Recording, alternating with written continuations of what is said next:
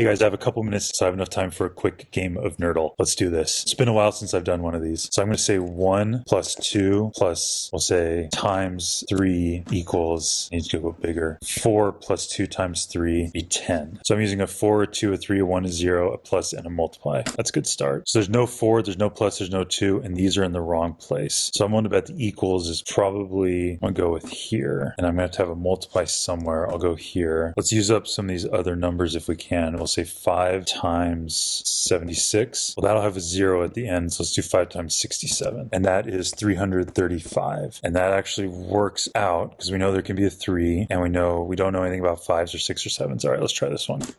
Okay, so the equal sign is probably going to be here. Definitely have a 5 right here. And this means there is going to be another 5 somewhere. I'm going to put the multiply right here. Let's use up some of our other numbers. Let's use up the 8, the 9. How's that going to be a single digit? 72. Okay, I don't know if that's... I'm going to make this a minus. Let's put the minus here maybe. So minus 98. Now I think the minus needs to go here. Try the other 5 there. Try 3 here. So this will have to be the times.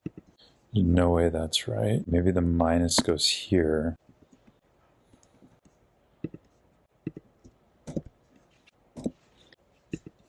Okay, so if we do 53 minus 5 times 9 will give us 8. So how's that one? So 5 for sure, equal, I'm thinking there. 8 hasn't been tested yet. 9 has not been tested yet. We need to have a multiply. Haven't tested subtract. Okay, so this looks good. Let's try this guess.